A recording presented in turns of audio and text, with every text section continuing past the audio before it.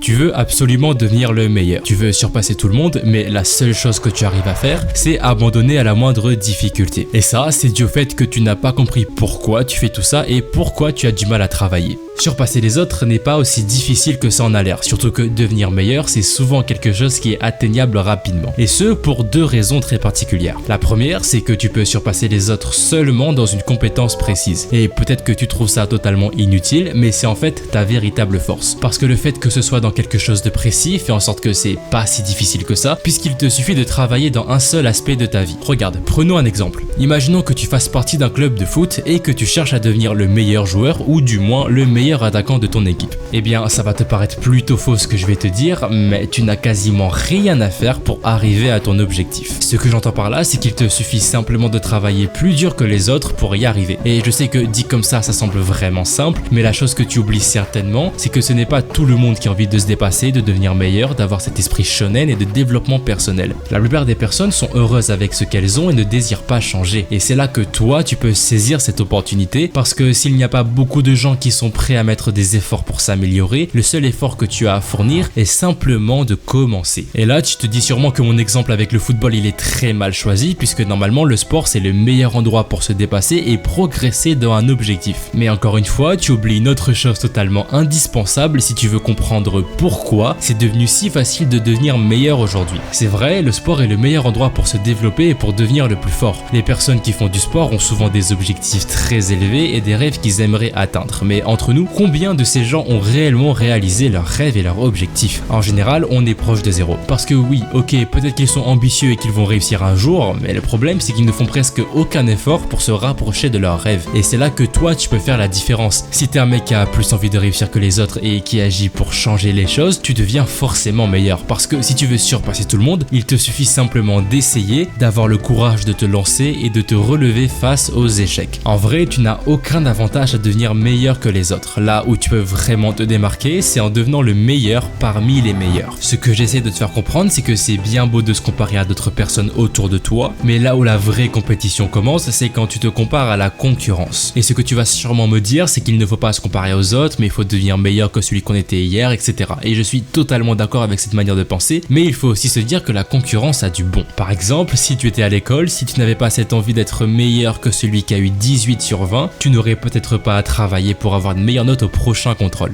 Et je ne pensais pas dire ça un jour, mais avoir de l'ego c'est important, surtout quand on sait comment l'utiliser à son avantage et que ça devient pas de l'orgueil par la suite. Ce truc de se comparer uniquement à soi-même, c'est effectivement très utile, mais je pense que c'est applicable seulement quand tu arrives à un certain niveau dans une compétence. Un niveau où la concurrence est très élevée et où c'est plus gratifiant de devenir meilleur que ce qu'on était hier. Enfin bref, l'important c'est vraiment de trouver un équilibre entre les deux. Alors oui, tu as le droit de devenir plus fort que les autres, car ce projet qui te tient tant à cœur, tu l'as peut-être commencé parce que tu voulais ressembler à quelqu'un ou que ça te passionne. Donc ne sois pas trop dur avec toi-même lorsque tu vois tes propres échecs ou la réussite des autres et continue à avancer avec le sourire.